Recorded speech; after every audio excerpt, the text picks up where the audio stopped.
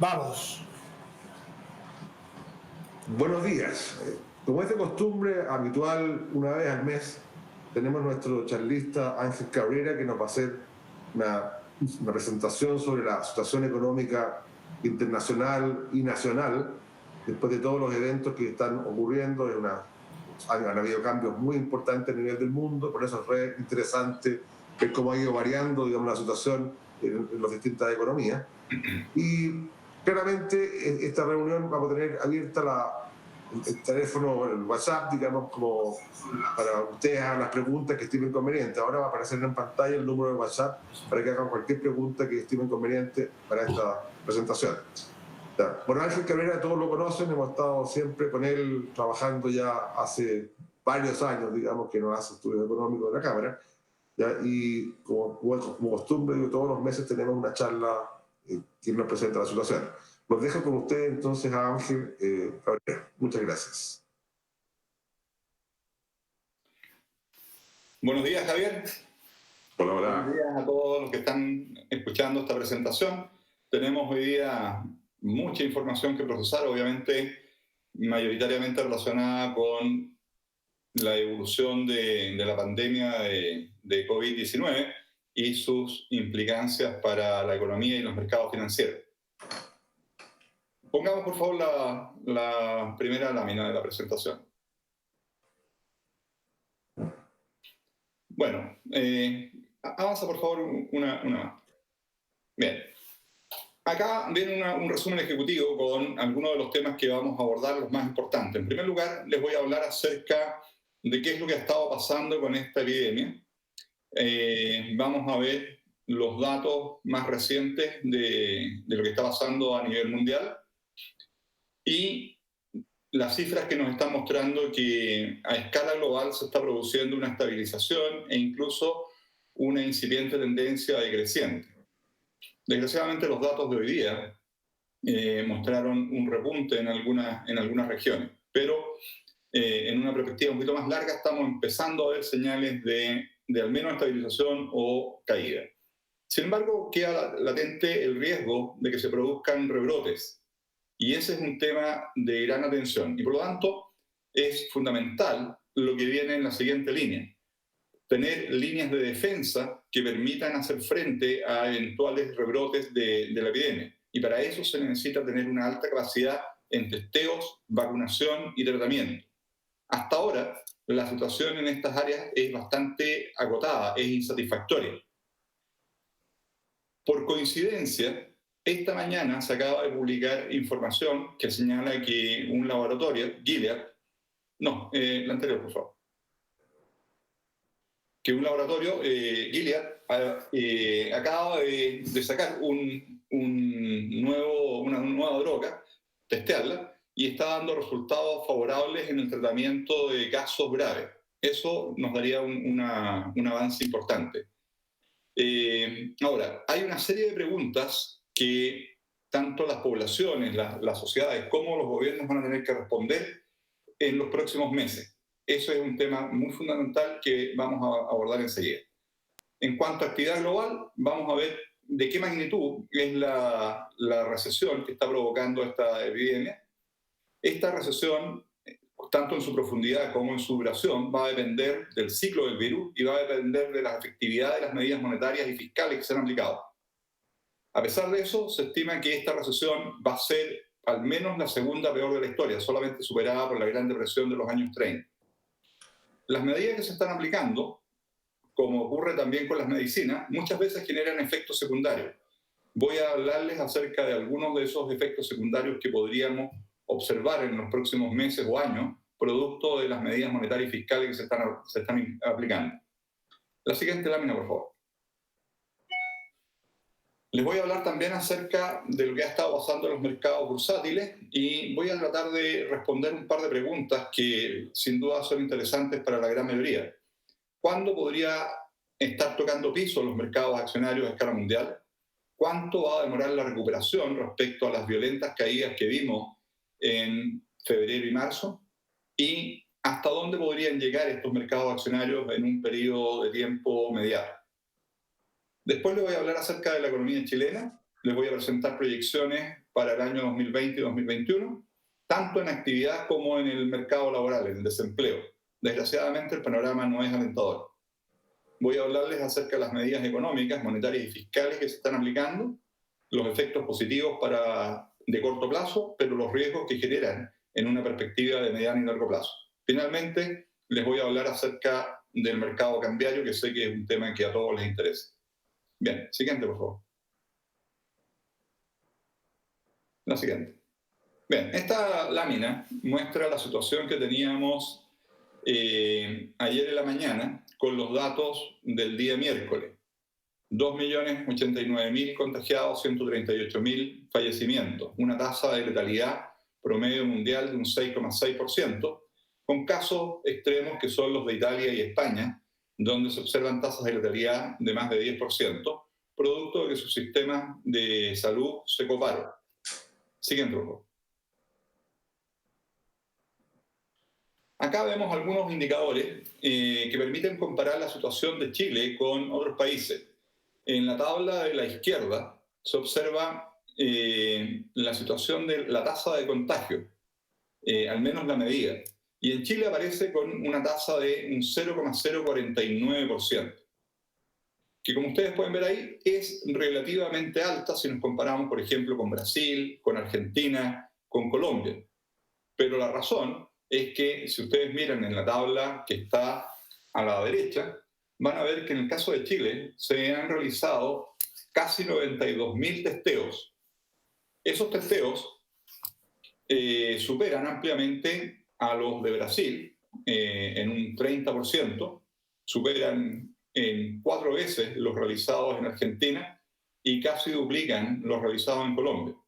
Por lo tanto, acá muchas veces las cifras son engañosas porque dependen de cuánto se haya invertido en realizar las pruebas correspondientes. En términos de letalidad, Chile aparece muy bien posicionado porque estamos con una tasa de letalidad del 1,2%, lo que nos coloca muy por debajo del promedio mundial y de hecho dentro de las tasas más bajas que hay en este momento. Siguiente, por favor. Este gráfico muestra la tasa de letalidad por grupos etarios. Las tasas de letalidad más altas se producen en los mayores de 80 años. Ahí vemos que esa tasa de letalidad está en torno al 14% en los casos de China, España y Corea del Sur, y que supera el 20% en Italia. En el segmento entre los 70 y 79 años, la tasa de letalidad anda en torno al 6%, excepto en Italia, donde está en un 12%. Entre 60 y 69 años, la tasa de letalidad va entre un 1 y un 3%, y de ahí hacia abajo, las tasas caen por debajo del 1%, lo que indica que esta enfermedad es especialmente peligrosa para los segmentos etarios de mayor edad, y es justamente ahí donde se han observado la mayor cantidad de muertes en todas partes. Siguiente, por favor. Acá justamente se ve lo que les mencionaba en la introducción. Acá se ve la evolución del flujo de contagio a escala mundial y en algunos de los países más afectados. Ahí observamos que en la parte de arriba del gráfico se puede ver que los flujos de contagios, tanto a nivel mundial como en Europa, estaban mostrando una tendencia decreciente, que desgraciadamente las cifras que se publicaron hoy en la mañana, correspondiente a ayer, insinuaron un rebote. Pero más preocupante que eso son noticias que aparecieron durante el fin de semana que indican el peligro de rebrotes en China, y también en el caso de Corea y de Singapur se observaron situaciones de recaídas y recontagio, lo que genera dudas respecto al grado de inmunidad que generan la propia enfermedad. Estos temas son fundamentales para el tratamiento y las medidas que se adoptan para hacer frente a esta enfermedad. Siguiente, por favor. Las medidas de contención apuntan básicamente a aplanar la curva de contagio. Esa curva celeste nos muestra una curva aplanada donde se logra reducir considerablemente el grado de saturación de los sistemas de salud. En cambio, la curva que está hacia la izquierda, en beige, muestra una situación de contagios acelerados donde los sistemas de salud colapsan violentamente. Ese es el caso que parece haber ocurrido en España e Italia, aumentando considerablemente las tasas de letalidad. Siguiente, por favor. Las medidas de contención aplicadas apuntan básicamente a restringir la movilidad de las personas y a impedir o reducir el contacto entre personas. En Estados Unidos se han aplicado medidas de restricción interna y, como se ve en este gráfico, más del 90% de la fuerza laboral estaba experimentando algún tipo de restricción. Las consecuencias de este tipo de restricciones son catastróficas desde el punto de vista económico, como vamos a verlo en los datos que vienen más adelante. Siguiente, por favor. Adicionalmente, hay restricciones en la movilidad entre países. Como se ve en este gráfico, prácticamente todos los países del mundo están aplicando algún tipo de restricción. De hecho, la mayoría han cerrado sus fronteras, impidiendo el ingreso de extranjeros a sus territorios. Siguiente, por favor. También muchos países están aplicando restricciones a las exportaciones de equipamiento médico sensible o algunos tipos de alimentos considerados clave. Esto está provocando una seria disrupción en los flujos de comercio internacional. Siguiente, por favor. Todas estas medidas de contención han gatillado efectos económicos severos, han provocado un impacto negativo sobre la demanda agregada mundial, están provocando disrupciones en las cadenas de producción y de abastecimiento, impactando la oferta agregada, están provocando un deterioro en el comercio internacional de bienes y servicios y también han provocado severos impactos en los mercados financieros, lo que ha gatillado caídas en los precios de los activos y pone en riesgo la estabilidad de los sistemas bancarios. Siguiente, por favor. Hay una serie de preguntas que son clave y que se relacionan a tres medidas de protección que permiten hacer frente a la enfermedad. Como probablemente ustedes escucharon, el gobierno americano anunció ayer que pretende comenzar a abrir su economía, a levantar las medidas de restricción que mencionábamos recién, con el objetivo de ir suavizando el impacto económico que está sufriendo ese país. La gran pregunta que surge es qué es lo que va a pasar cuando estas medidas de contención puedan ser levantadas. El peligro es que veamos un rebrote de la enfermedad que obligue a adoptar nuevamente medidas restrictivas, lo que implicaría una nueva disrupción en el funcionamiento de la economía. Para poder levantar las medidas restrictivas con algún grado de confianza, se necesita tener operativas por lo menos 3 líneas de defensa. En primer lugar, contar con sistemas de detección eficientes que permitan detectar a los contagiados de forma rápida y a un costo suficientemente bajo para que esos sistemas de testeo puedan ser aplicados en forma masiva. En segundo lugar, se necesita contar con una vacuna que reduzca la tasa de contagio.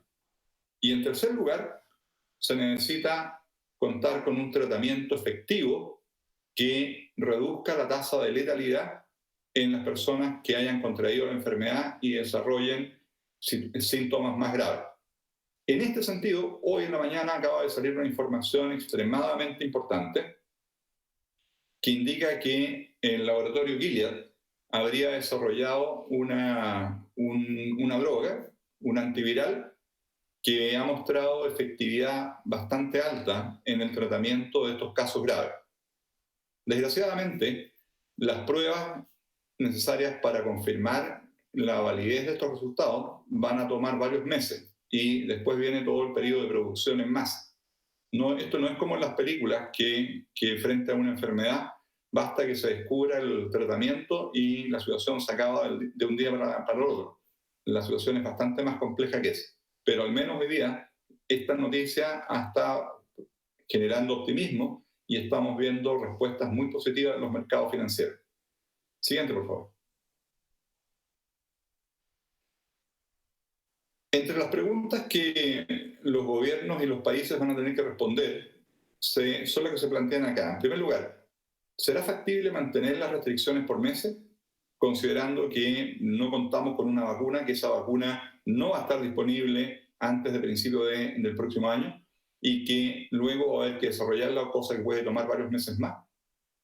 Muchos salubristas, muchos doctores plantean que hay que mantener las restricciones extremas. También muchos políticos que están compitiendo por quién propone medidas más duras plantean cuarentenas totales. La pregunta es, ¿será posible mantener ese tipo de restricciones durante mucho tiempo, arriesgando un colapso económico y también un colapso político institucional? Yo creo que simplemente eso no es posible. Entonces, ¿cuál es la alternativa? Las alternativas son ir implementando medidas de relajamiento graduales, focalizadas tanto a nivel geográfico como por grupos de riesgo dentro de la población. También es necesario estar dispuesto a tomar más riesgo. Y esa es una decisión política que los gobiernos van a estar obligados a tomar en algún momento. Siguiente, por favor. La siguiente.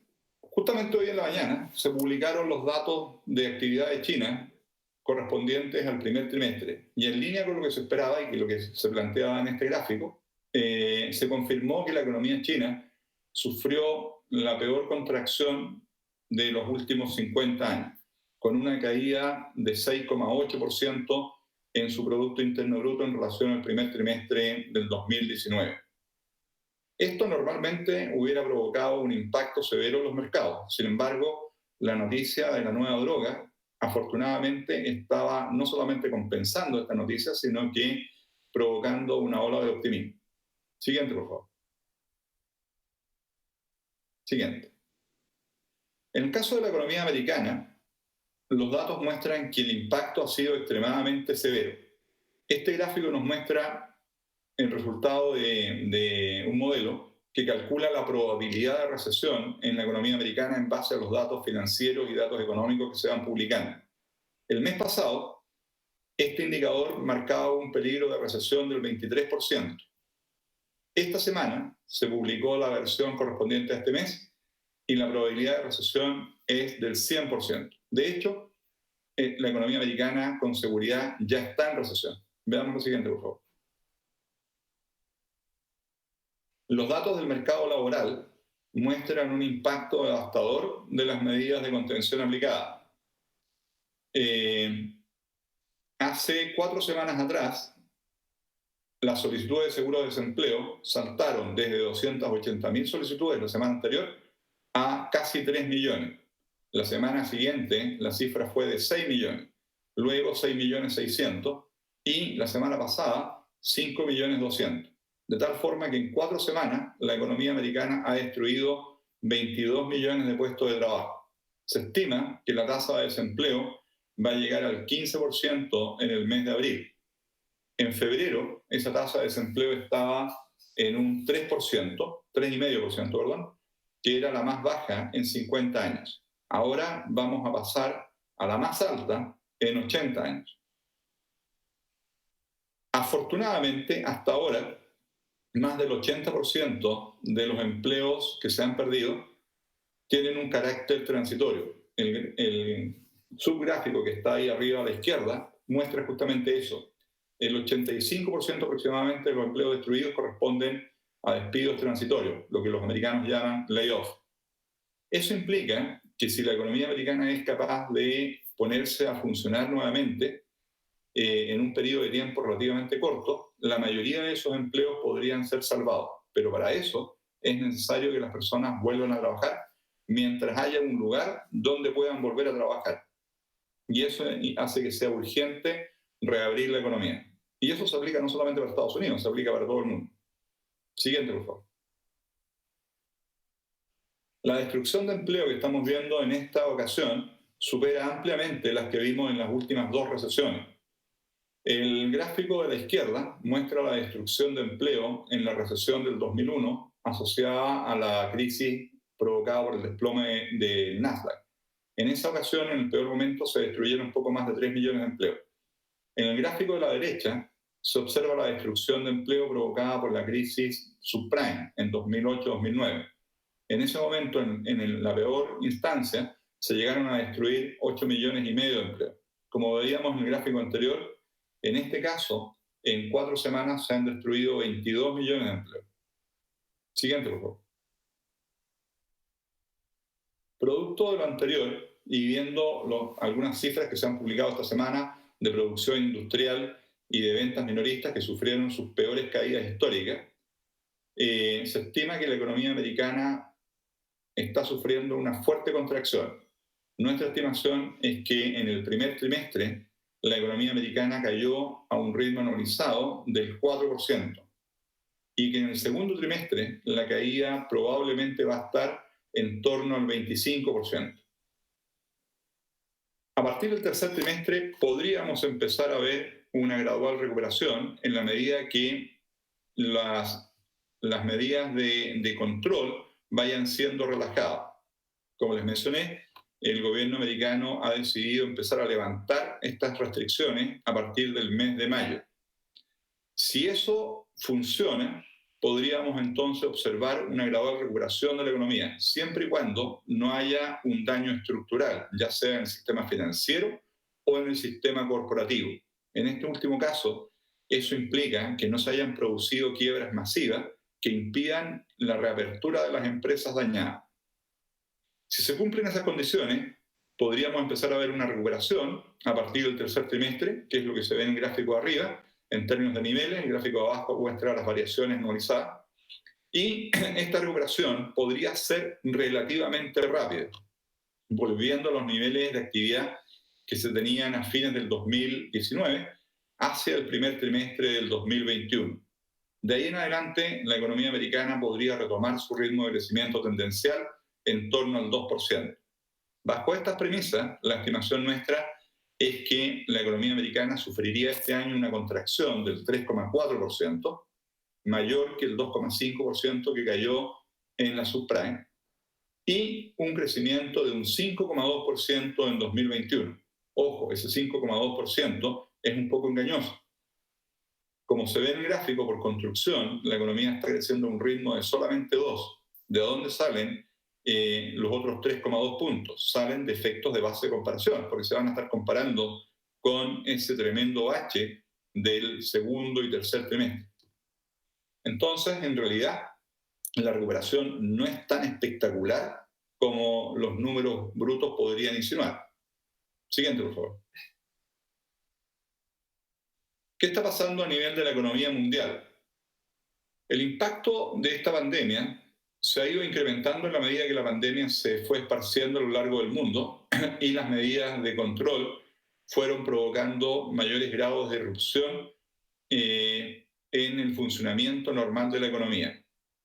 Como se puede ver acá, a principios de enero, las proyecciones apuntaban a un crecimiento mundial en torno al 2,9%. Hacia mediados de marzo, las proyecciones fueron corregidas a la baja y en la actualidad se estima que la economía mundial va a sufrir una contracción entre el 3 y el 4% del PIB, que constituiría la peor recesión desde la Gran Depresión de los años 30. Siguiente, por favor. Afortunadamente, entre comillas, la mayoría de los analistas pensamos que esta recesión podría ser de duración relativamente corta. 2/3 de los analistas piensan que esta recesión va a tomar unos 2 trimestres y 1/3 más piensa que va a durar 3 trimestres. Eso depende del ciclo del virus y de la efectividad de las medidas monetarias y fiscales para impedir que se produzca un daño estructural en el sistema financiero y en el sistema corporativo. Siguiente, por favor. Entre las medidas adoptadas se han implementado medidas monetarias masivas. Yo sé que este gráfico es difícil de observar, pero lo que está mostrando este gráfico es que en Estados Unidos, en Europa, en Inglaterra y en Japón se están implementando nuevas rondas de inyección de liquidez, nuevas rondas de inyección cuantitativa de dinero a la economía, que son realmente masivas. En 3 semanas, el gobierno americano, la Reserva Federal en realidad, inyectó 1,8 trillones de dólares. Se espera que de aquí a fines de año inyecte 1,2 trillones más y el próximo año 1,5 trillones más. Estas son inyecciones de dinero realmente gigantescas y debieran apuntar, primero, a mantener el flujo de crédito fluyendo. En segundo lugar, evitar un daño sistémico en el sector bancario. Y en tercer lugar, minimizar el daño en el sector corporativo. Siguiente, por favor. Estas medidas monetarias han sido complementadas con medidas fiscales, fuertes aumentos del gasto. En Estados Unidos se aprobó un paquete de 2 trillones de dólares. En Europa hay un paquete de 500.000 millones de euros. En Japón se está trabajando en un paquete de 200.000 millones de dólares. En todo el mundo se están implementando medidas de estímulo fiscal, incluyendo, por ejemplo, acá también en Chile. Una consecuencia de estas medidas de estímulo fiscal va a ser un fuerte incremento en los niveles de déficit, exceso de gasto sobre ingreso de los países. La primera barra que se ve ahí arriba muestra que el déficit fiscal de las economías avanzadas en 2020 va a estar en torno al 11% del Producto Interno Bruto. Y en las economías emergentes se espera un déficit fiscal promedio del 9% del Producto Interno Bruto. Esto implica que prácticamente en todas las economías del mundo los gobiernos se van a estar endeudando en forma masiva. Esto normalmente presionaría al alza las tasas de interés en forma violenta. Para evitar esa alza de las tasas de interés, las políticas monetarias que veíamos en la lámina anterior van a estar financiando el grueso de este gasto. Eso permitiría frenar la presión alcista sobre las tasas de interés. Ahora, el problema es que la combinación de políticas monetarias hiperexpansivas financiando políticas fiscales hiperexpansivas genera un serio peligro de un repunte inflacionario, no en el corto plazo, pero sí en el mediano y largo plazo. O sea, de aquí a unos 2 años más, es muy probable que nos vamos a tener que empezar a preocupar seriamente respecto a la posibilidad de un repunte fuerte en los niveles de inflación a nivel mundial. Siguiente, por favor. Otra consecuencia de estos enormes déficits fiscales es que los gobiernos tienen que emitir deuda y por lo tanto su nivel de endeudamiento crece, partiendo de situaciones en que la mayoría de los países ya estaban con altos niveles de endeudamiento. Por ejemplo, acá en este gráfico se observa que con estas medidas fiscales anunciadas, la deuda promedio en las economías avanzadas va a llegar a más del 90% del Producto Interno Bruto, mientras que en las economías emergentes esa deuda va a estar en torno al 45% del producto. Esto implica que vamos a tener gobiernos a escala mundial extremadamente endeudados. Las implicancias de esto es que en el mediano plazo, cuando la emergencia provocada por esta epidemia empiece a decantar, los gobiernos van a tener que implementar ajustes fiscales. Esos ajustes fiscales implican reducción en el nivel de gasto y aumento en las cargas tributarias. Por lo tanto, con una altísima probabilidad en los próximos años vamos a estar viendo aumentos en los impuestos en gran parte del mundo. Esto implica que una buena parte de la cuenta provocada por esta crisis va a tener que ser pagada por las generaciones más jóvenes que están hoy día laborando y por las generaciones futuras, porque esta cuenta se va a pagar en los próximos 30 a 50 años. Siguiente, por favor. En los mercados bursátiles hemos visto reacciones muy fuertes. Este gráfico nos muestra el índice de volatilidad VIX, que mide la incertidumbre y la volatilidad del mercado accionario americano. Como se puede ver, se produjo un salto violentísimo hasta niveles de 83 puntos, que son los más altos de la historia. Eso indica que hace 4 semanas atrás los mercados habían caído en pánico total. Esos 83 puntos superan el máximo que se alcanzó en el peor momento de la subprime, cuando llegó a 82 puntos. En las siguientes 3 semanas, este indicador de incertidumbre, volatilidad y temor ha venido cayendo. Y como vemos acá, ayer estaba en los 42 puntos, todavía bastante alto, pero la mitad de lo que llegó a estar ahí hace 4 semanas. Este relativo tranquilizamiento del mercado accionario americano se debe justamente a los anuncios de medidas monetarias y fiscales y la evolución de los datos respecto al flujo de contagios de la epidemia. Siguiente, por favor. Gracias a esos factores, el mercado accionario americano ha logrado recuperar cerca de la mitad de la caída que sufrió durante la última parte de febrero y durante el mes de marzo. La caída llegó a ser de un 33,9% y en las últimas semanas se recuperó más del 20% de eso. Siguiente, por favor. La intensidad y la velocidad de la caída del mercado accionario americano en esta ocasión superó ampliamente las que vimos en el periodo asociado a la subprime, que es la línea verde en el gráfico de la izquierda, o al desplome del Nasdaq, que es la línea azul en ese gráfico. La caída que se ha producido en esta ocasión solo es comparable con la que se vivió en 1929, la Gran Depresión. Siguiente, por favor. La mayoría de los analistas de los mercados financieros estiman que estaríamos cerca de alcanzar un piso en los índices bursátiles. Por ejemplo, este gráfico nos dice que el 35% de los analistas encuestados piensan que este piso se estaría alcanzando durante el mes de abril. Un 25% piensa que va a ser durante el mes de mayo, cuando se empiezan a levantar las medidas de restricción en Estados Unidos. Y otro 22% piensa que va a ser durante el verano americano, el invierno nuestro. Esto nos dice que la gran mayoría de los analistas piensan que el ajuste del mercado accionario americano va a ser relativamente rápido. Siguiente, por favor.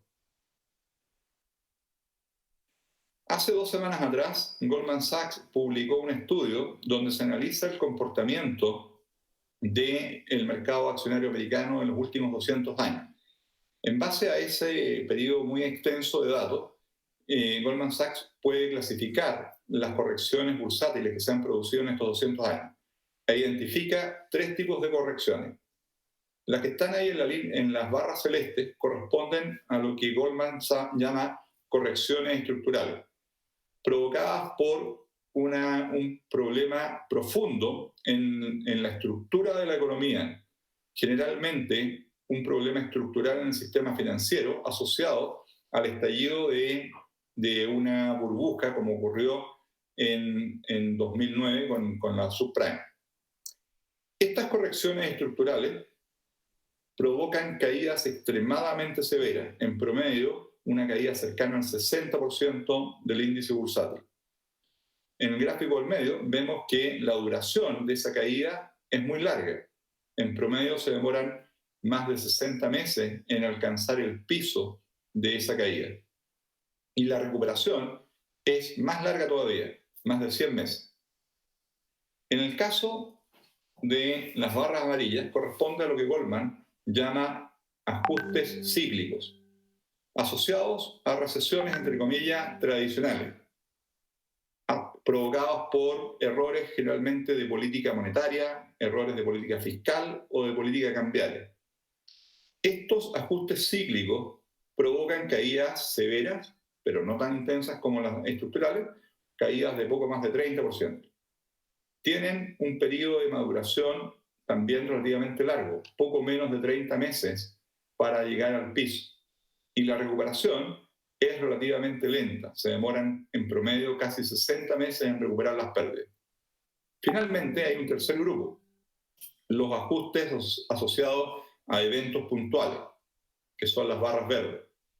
Estos ajustes puntuales son producto, por ejemplo, de eventos como la crisis del petróleo en los 70, algunas guerras, o como podría ser esta epidemia. Este tipo de ajustes son intensos, con caídas de más de 30%, pero su duración es mucho más corta. Se demoran menos de 10 meses en tocar piso y se demoran 7 meses en promedio en recuperar las pérdidas. Yo pienso que esta caída bursátil que hemos visto es de este tercer tipo.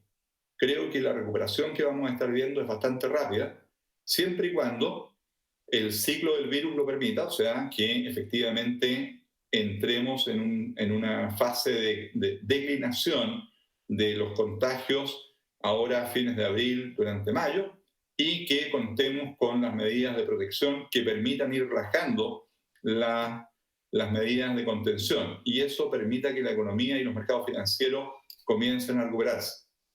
Siguiente, por favor. Creo que también van a colaborar en acelerar el proceso de recuperación de los mercados financieros las masivas medidas de inyección monetaria. Este dinero inyectado por la Reserva Federal empieza a cumplir su función dentro de los mercados financieros. En este momento de temor, la mayor parte de estos recursos están hoy día en activos de resguardo, como serían depósitos de muy corto plazo o bonos de muy corto plazo. En la medida que el temor empieza a decantar y los inversionistas empiezan a entusiasmarse, se enfrentan a la pregunta tradicional: ¿qué hago con esta liquidez? ¿Me mantengo en renta fija con una rentabilidad cercana a cero o tomo más riesgo? Y lo que hemos visto en los pasados 10 años es que al cabo de un tiempo relativamente corto, la respuesta es la segunda: salir a tomar más riesgo. Y ahí es donde se producen las fuertes escaladas en los precios de los activos, partiendo por las acciones. Eso ya lo hemos visto en las últimas 3 semanas. Yo creo que en los próximos meses vamos a estar viendo mucho más de eso y vamos a ver una fuerte presión alcista sobre los precios de las acciones. Siguiente, por favor. Otro elemento que va a colaborar en esa dirección son las medidas de estímulo fiscal. Este es otro gráfico que muestra lo mismo que ya había mostrado en un gráfico anterior, que en todo el mundo se están implementando gigantescos paquetes de estímulo fiscal. En Estados Unidos, cerca del 8% del Producto Interno Bruto. A nivel mundial, el 5% del Producto Bruto en términos de medidas de estímulo. Estas medidas de estímulo no solamente van a ayudar a reactivar a la economía, sino que también van a apuntalar la estructura de esta economía, tanto en el sistema financiero como en el sistema corporativo. Y eso debiera favorecer una recuperación no solamente de la economía, sino que también de los mercados financieros. Siguiente, por favor. Este gráfico nos muestra que durante el último mes se ha producido un fuerte salto en la compra de acciones por parte de los llamados insiders. Los insiders son los ejecutivos de altos cargos en la empresa y los directivos de esas empresas. El gráfico de arriba nos muestra el aumento en las compras de acciones en medida en volúmenes de dólares, y el gráfico de abajo nos muestra el salto en el número de ejecutivos y directores que han comprado acciones de su empresa. Esto me dice que esos ejecutivos y esos directores piensan que el castigo que han sufrido los precios accionarios de las empresas donde ellos trabajan ha sido excesivo y que vale la pena invertir en ellas. Otro elemento que me lleva a pensar que hay una buena posibilidad de rebrotes importantes. Siguiente, por favor. ¿Cuánto podría ser la recuperación del mercado accionario americano? Nosotros tenemos un modelo que pretende analizar justamente el comportamiento del S&P 500. Para eso, nosotros en primer lugar hacemos un análisis estadístico que relaciona la evolución de la economía, el crecimiento del Producto Interno Bruto, con la evolución de las utilidades por acción, que es lo que vemos en el gráfico que está arriba a la izquierda. Hacemos procesamientos estadísticos que permiten ver la relación histórica entre esas dos variables. Tomamos nuestras proyecciones de actividad para la economía americana, que son las que les mostré anteriormente, y en base a eso proyectamos el comportamiento de las utilidades por acción de las empresas del S&P 500. ¿Qué es lo que se ve en el gráfico que está ahí abajo? Fuertes caídas partiendo en el primer trimestre y profundizándose en el segundo trimestre de este año, y de ahí, al igual que la economía, empezando a repuntar lentamente, llegando de vuelta a los niveles de fines del 2019, recién hacia fines del 2021. Luego, tomamos esas proyecciones de utilidades por acción y vemos la relación entre esas utilidades por acción más otras variables y el comportamiento del S&P 500, que es justamente lo que se muestra en la siguiente lámina.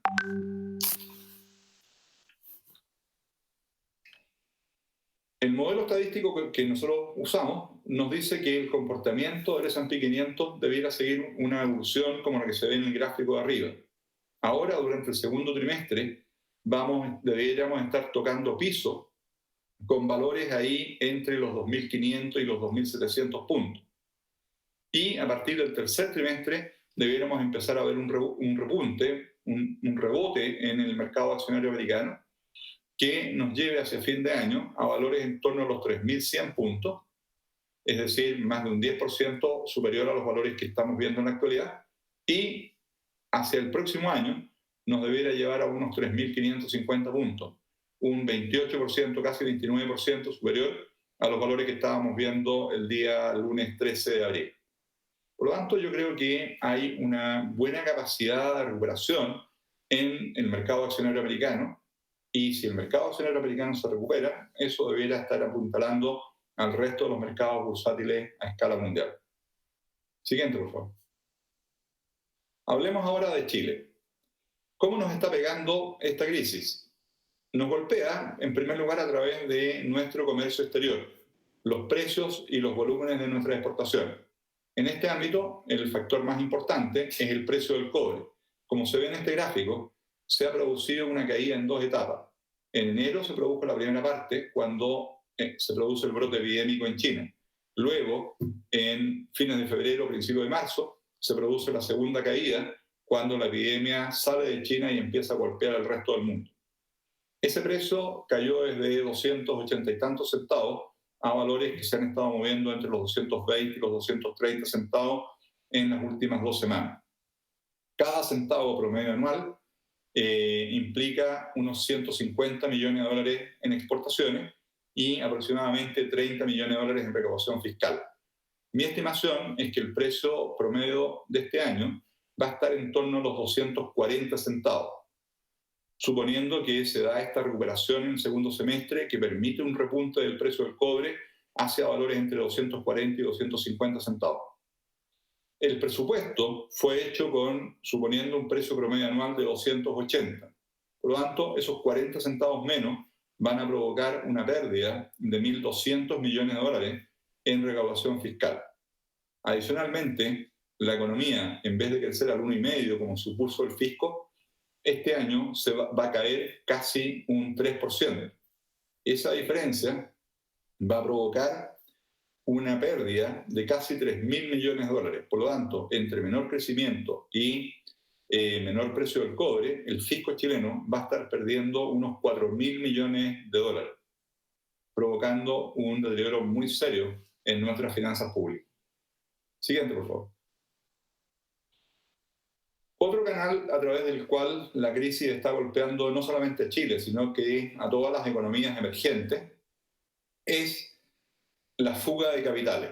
Este gráfico nos muestra que la fuga de capitales provocada por esta situación, que es la línea roja, es la más severa y la más rápida que hemos visto en los últimos 12 años. Por ejemplo, la línea celeste nos muestra la fuga de capitales desde el mundo emergente provocada por la subprime, cuando en septiembre del 2008 cae Lehman. Luego, la línea amarilla nos muestra la fuga de capitales que se gatilló en 2013, cuando en mayo de ese año el presidente de la Reserva Federal, Ben Bernanke, anuncia que va a iniciar un proceso de ajuste monetario. Finalmente, la línea verde nos muestra la fuga de capitales del mundo emergente provocado por el derrumbe bursátil que comenzó en agosto del 2015 en China.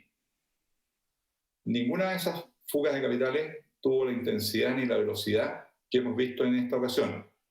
Y por lo tanto, esta fuga de capitales ha provocado un violento incremento en los tipos de cambio de prácticamente todas las economías emergentes, especialmente de las economías productoras de commodities, que además están sintiendo el impacto en la caída de sus precios de exportación.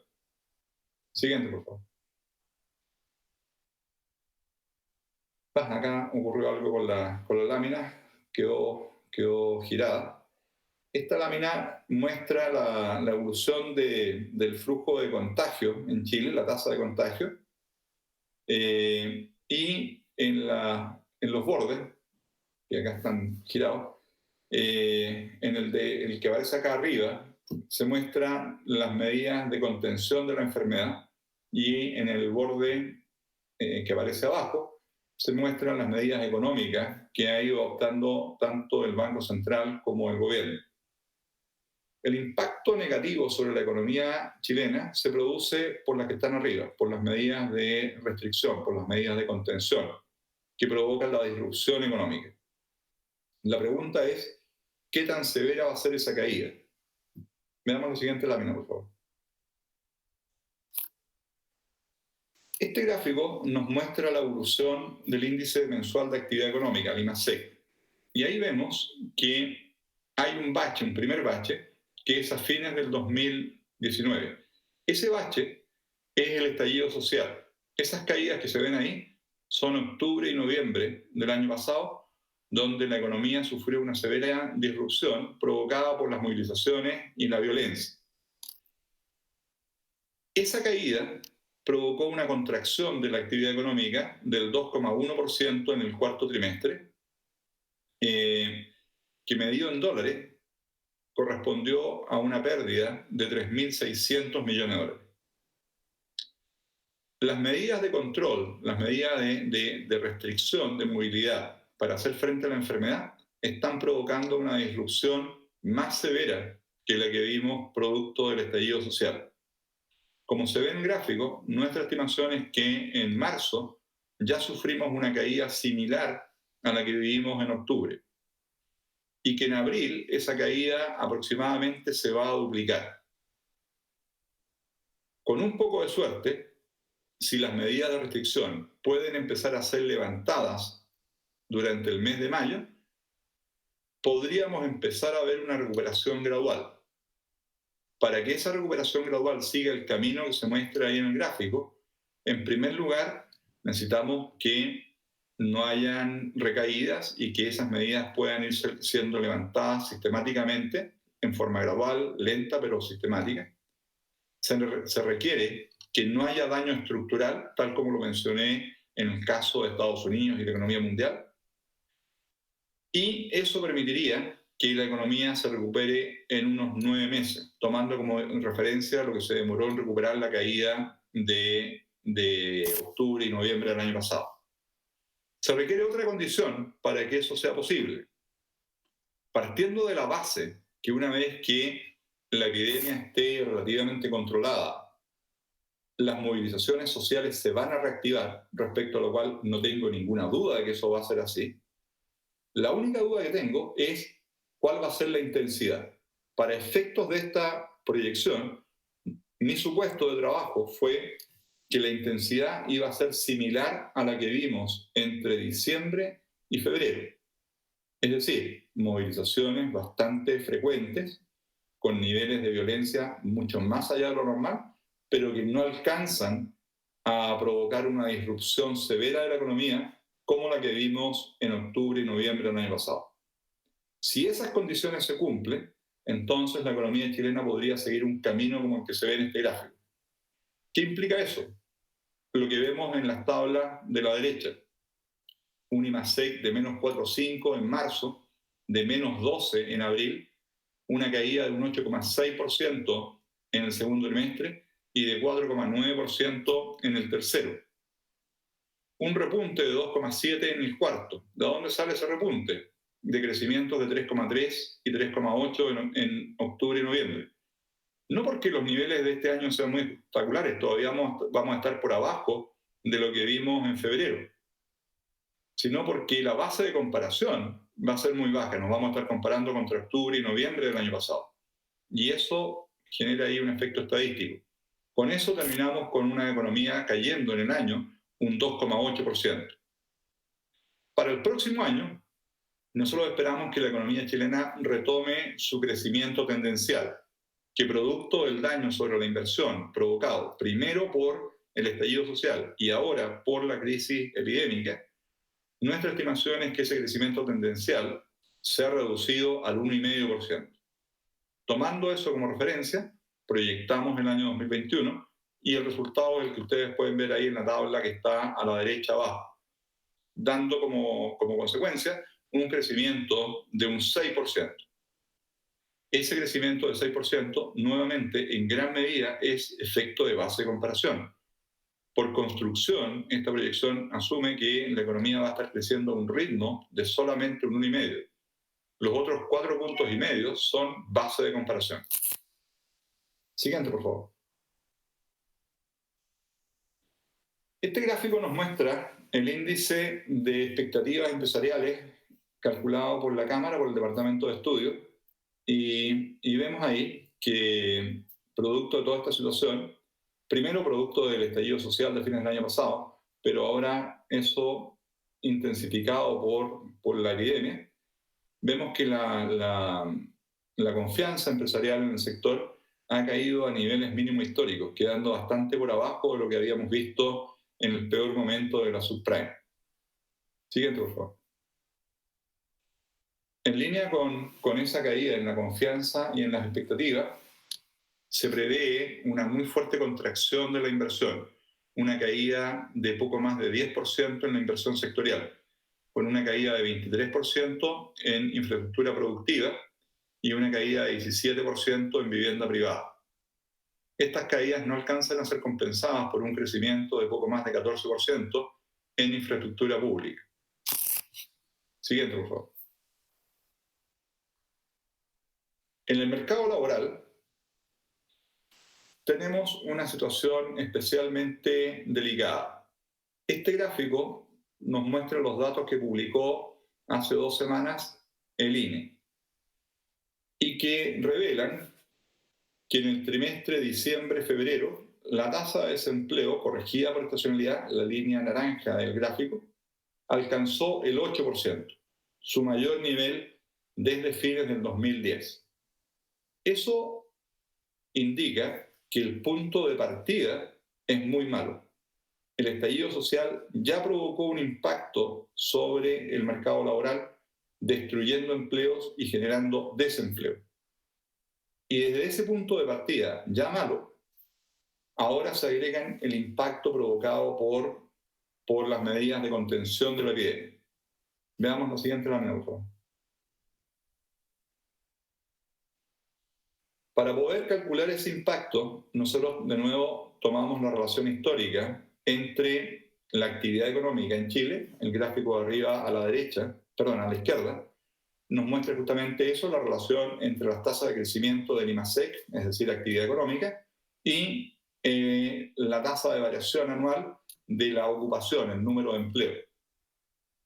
Hacemos un procesamiento estadístico adecuado de esos números y tomando nuestra proyección de actividad, que es la que les mostré anteriormente, entonces proyectamos la evolución del mercado laboral. Y el resultado es lo que se ve en el gráfico que está arriba a la derecha. Y eso nos indica que en los próximos meses se va a estar produciendo una masiva destrucción de empleo, que en el trimestre comprendido entre junio y agosto alcanzaría un pic con una destrucción de 420.000 empleos en relación al mismo trimestre móvil del año anterior. Eso llevado a la tasa de desempleo, que es lo que se muestra en el gráfico que está abajo, implicaría que en ese trimestre móvil la tasa de desempleo va a alcanzar un nivel peak de un 13,6%. Luego, en primavera y fines de año, producto de la estacionalidad típica del mercado laboral, empezaríamos a ver una tendencia decreciente, terminando en una tasa de desempleo en torno al 11%, lo que nos daría un promedio anual de un 10,8%, 3,6 puntos más que el promedio del año pasado. Para el 2021 se iría dando una recuperación gradual, en línea con la recuperación proyectada para la economía, que llevaría la tasa de desempleo desde el 11 al 9,5%, dando una tasa de desempleo promedio anual de un 10,7%, pero con tendencia decreciente. Siguiente, por favor. En este contexto marcadamente recesivo y con bajas presiones inflacionarias, el Banco Central, en línea con lo que se esperaba, implementó una nueva baja en la tasa de interés, llevándola a un 0,5%, el mínimo histórico que habíamos visto en 2010. Mi visión es que esta tasa se va a quedar por mucho tiempo en ese nivel de 0,5, por lo menos los próximos 2 años. Esta tasa de 0,5% nominal, en un contexto de inflaciones en torno al 3 algo por ciento, implica que en términos reales la tasa de política monetaria va a estar entre el -2 y el -3%. Estos son los niveles más bajos de la historia. Por lo tanto, en términos de tasa de interés, no hay mucho más que la política monetaria pueda hacer. Siguiente, por favor.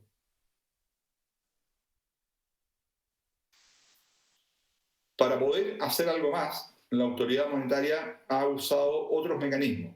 Anunció la creación de una serie de líneas de financiamiento, entre ellas la llamada línea de financiamiento condicional al incremento de las colocaciones, que le permite a los bancos financiarse a una tasa baja, la tasa de política monetaria, con la condición de salir a colocar esa plata entre sus clientes, entre las empresas, a tasas de interés preferenciales, a plazos entre 24 y 48 meses. Estas medidas apuntan básicamente a mantener una línea de oxígeno que evite las quiebras de empresas producto de problemas de liquidez. Siguiente, por favor.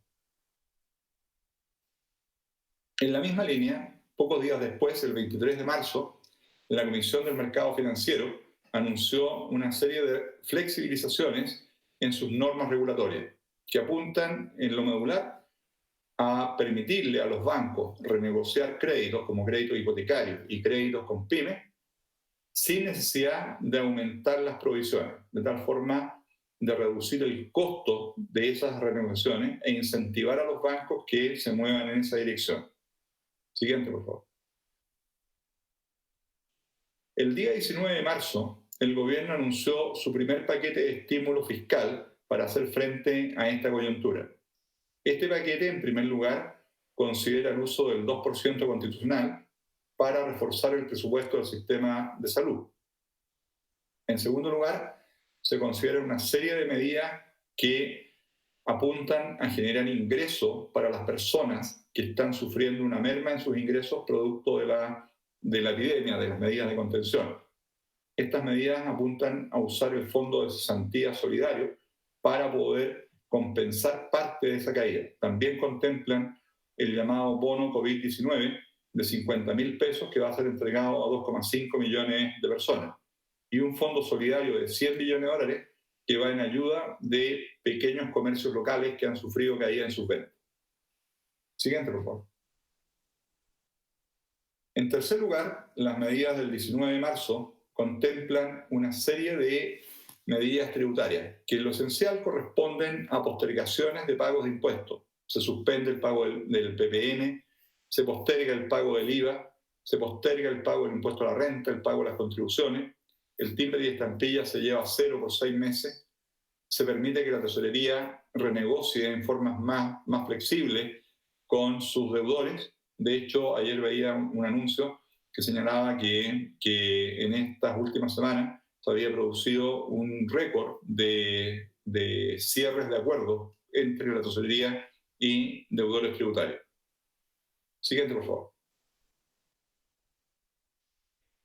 Finalmente, las medidas del 19 de marzo también contemplan que el Estado va a saldar la deuda de 1.000 millones de dólares que tiene con sus proveedores, principalmente proveedores de obras públicas, del MINBU y del Ministerio de Salud, y de ahí en adelante se compromete a pagar antes de 30 días. Suena demasiado bueno para creerlo, pero ese es el compromiso.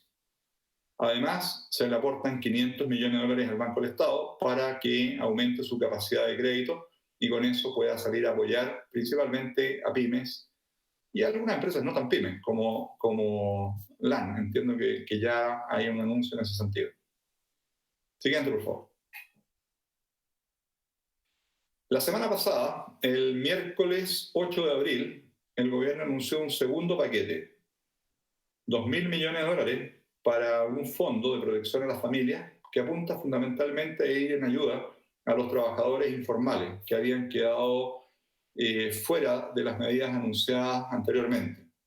Adicionalmente, se agregan 3.000 millones para reforzar la capacidad crediticia del Fondo de Garantía de Pequeñas Empresas administrado por Corfo, el FOGAPE.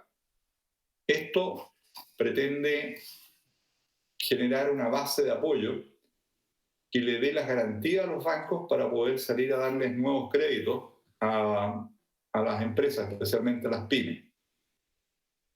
El problema, aquí hay varios problemas. En primer lugar, que estas líneas no son realmente atractivas para los bancos. Los bancos, tal como todo el resto, están asustados. Y la reacción normal de los bancos en estas situaciones es cortar las líneas de crédito. Por lo tanto, aún si es que el gobierno les ofrece garantías del 70 o del 80%, los bancos están poco dispuestos a tomar ese riesgo. Más aún cuando para poder hacer uso de estas líneas, los bancos primero tienen que renegociar y postergar los pagos de los impuestos vigentes. Y la otra barrera que yo veo para la aplicación de esto es la demora. Estos fondos tienen que llegar en forma rápida y expedita a las empresas, pero chocamos contra la burocracia, tanto del Estado como de los propios bancos. Por lo tanto, si bien los montos son interesantes, la lógica es interesante, no estoy seguro que el resultado vaya a ser el esperado, al menos no con la rapidez que se necesita dada la situación. Siguiente, por favor. Otro tema que me preocupa es el impacto que esto va a tener sobre las finanzas públicas. Entre la caída de los ingresos que les mencioné hace un rato atrás, más el aumento del gasto provocado por estas medidas de estímulo, mi estimación es que el déficit fiscal va a saltar a un 8% del PIB este año. El peor desde el año 1974. Con un poco de suerte y de disciplina, el próximo año ese déficit podría caer al 6% del PIB. Con este aumento en el déficit fiscal, vamos a tener un aumento en el endeudamiento. Y por lo tanto, siguiente, por favor. Se va a producir un salto en los niveles de la deuda pública, superando ampliamente el 30%. De hecho, ayer estuve después afinando los números y ese 31,9 en realidad probablemente se va a transformar en un 36% del PIB. ¿Qué implica eso? Implica, en primer lugar, que con seguridad absoluta, dentro de los próximos 12 a 18 meses, nos van a bajar la clasificación de riesgo país. La duda es si va a ser un nivel o dos niveles. Y eso implica que la tasa de interés soberana de mediano y largo plazo se va a incrementar entre 100 y 150 puntos base. Y por lo tanto, el costo del endeudamiento de todos va a incrementarse en los próximos años. Siguiente, por favor.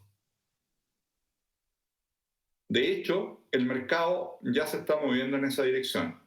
Este gráfico muestra el costo de los Credit Default Swaps, los CDS, y ese costo se incrementó ya en 100 puntos base. Se triplicó desde poco menos de 50 puntos base a casi 150 en los últimos días. Por lo tanto, el mercado ya nos bajó la clasificación de riesgo. Las empresas clasificadoras lo van a hacer en los próximos meses. Siguiente, por favor. ¿Qué está pasando en el mercado cambiario? Lógicamente, en un contexto de gran incertidumbre, de caída en los precios de nuestros productos de exportación y de fuga de capitales, el tipo de cambio se ha depreciado. El gráfico de arriba a la izquierda nos muestra que después de una caída en diciembre, a partir de principios de enero, el tipo de cambio comenzó de nuevo a subir, escalando hasta valores entre los 840 y los 870 pesos, que es donde ha estado fluctuando en los últimos 2 meses. A diferencia de la escalada que se dio en octubre y noviembre, que es el primer pic que se ve ahí, en esa ocasión la depreciación del peso chileno no fue acompañada por una depreciación en las monedas, en el resto de las monedas emergentes, que es lo que nos muestra el gráfico de abajo. Sin embargo, ahora sí las otras monedas, la canasta de monedas emergentes relevantes, se depreció, y no solamente se depreció incluso más que el peso chileno.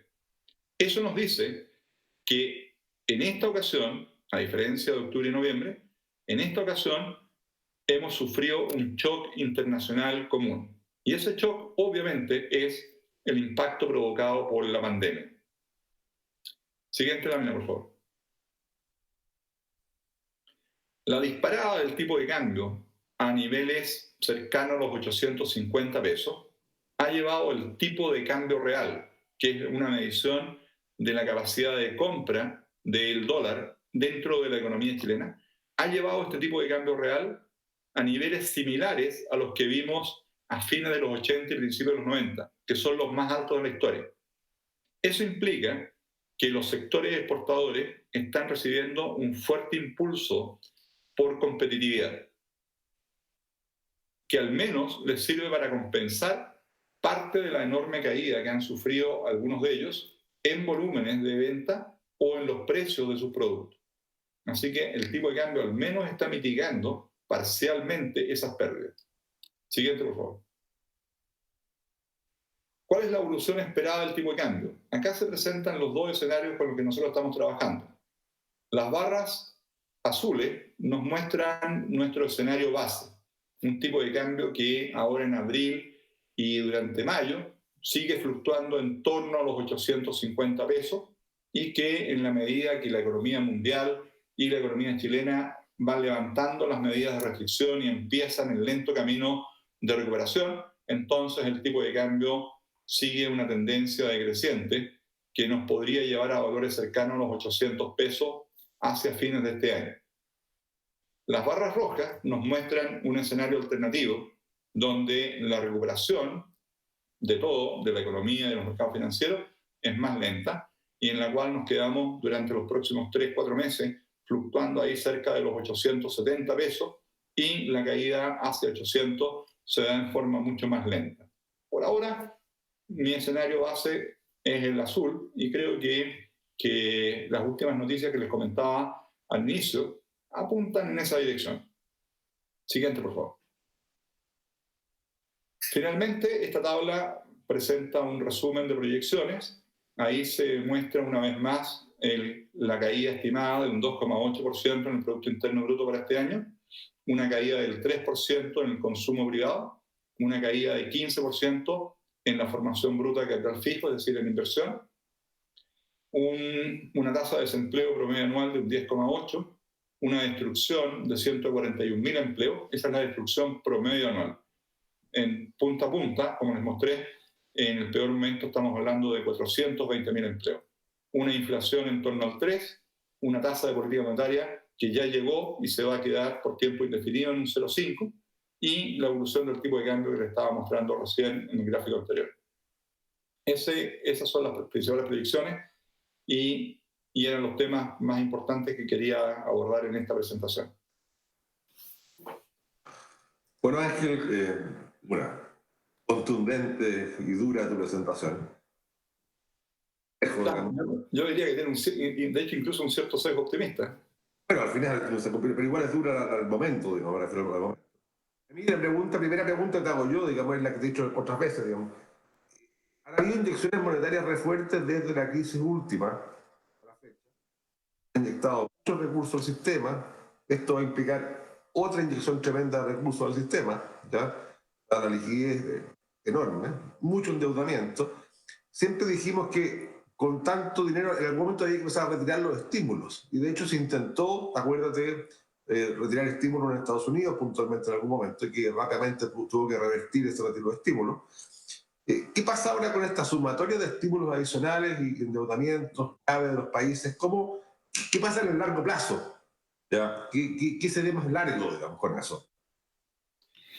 Mira, yo veo que acá hay un peligro importante, que lo mencioné a la pasada. Creo que a diferencia de lo que vimos en los últimos 10 años, donde la inflación se mantuvo muy baja, creo que en este momento existe un peligro serio de que en los próximos años veamos un fuerte rebrote de la inflación a escala mundial.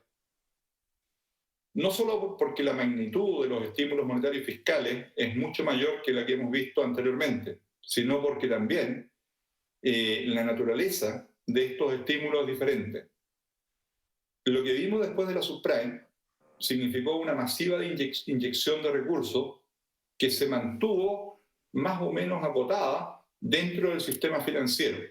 Y por eso que esos recursos generaron presión inflacionaria, pero solo sobre los activos financieros, empujando al alza los precios de las acciones, de los bienes raíces y de otros activos más exóticos, como las bitcoins. Pero no generaron una presión inflacionaria sobre bienes y servicios. En esta ocasión hay una inyección de recursos que va dirigida a las personas. en Estados Unidos 500.000 millones de dólares en transferencias directas a las personas. Y acá en Chile ya vemos que los paquetes de estímulo fiscal también implican masivas transferencias de plata a las personas, que son necesarias, que pueden ser todo lo justo que uno quiera, pero que van a generar presiones inflacionarias una vez que la recesión empiece a quedar atrás. Entonces yo creo que aquí hay un peligro serio de rebrote inflacionario, no solamente en Chile, sino que a nivel mundial, que va a tener un impacto sobre las tasas de interés.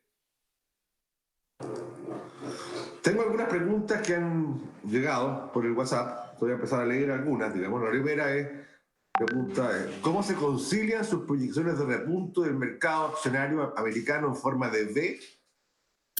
Y que gran parte de los analistas proyectan que la recesión dura 2 trimestres, con la idea de que, aunque los americanos retomen actividades, el shock de demanda pueda destruir capital instalado, lo que usted llama daño estructural.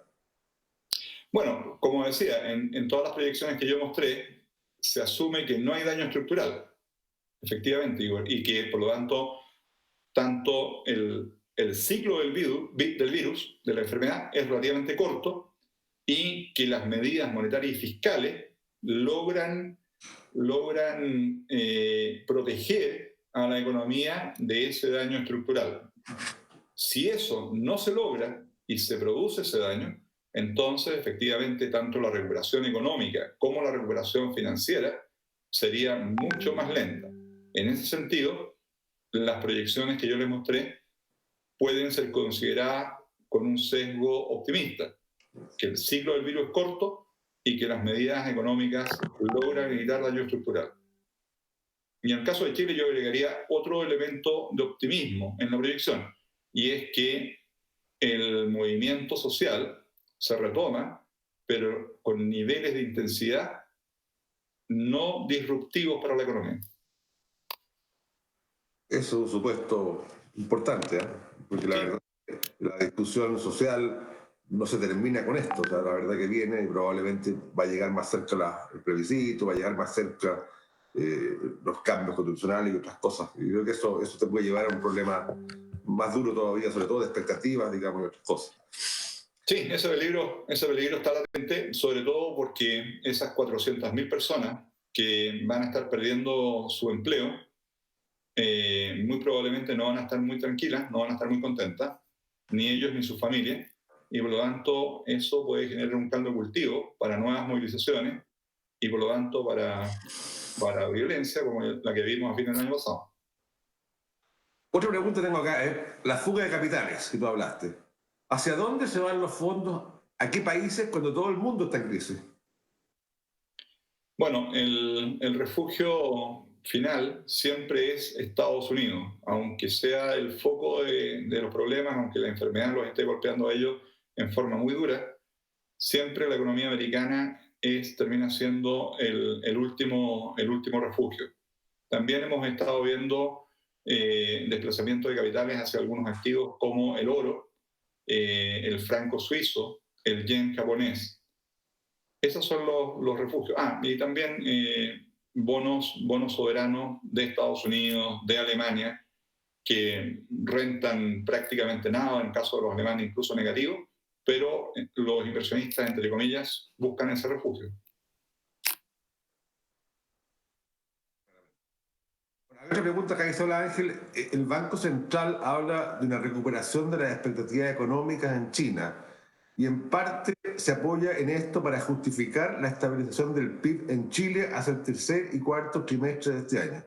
Sin embargo, ¿cómo puede ser esto posible? Si hoy vemos que es altamente probable que el resto del mundo continuará en una situación compleja, con problemas de producción, empleo y consumo. Entiendo que este escenario debiera afectar la demanda externa y las importaciones de China. Esa es. Sí, sin duda que la recesión en la que está cayendo el resto del mundo va a tener un impacto negativo sobre la demanda de exportación en China. De hecho, ya se empezó a ver en el primer trimestre, sin duda que se va a intensificar muchísimo durante el segundo trimestre. De nuevo, acá la gran pregunta es cuál va a ser la velocidad con la que se pueden levantar las restricciones y la capacidad de respuesta de la economía ante el levantamiento de esas restricciones.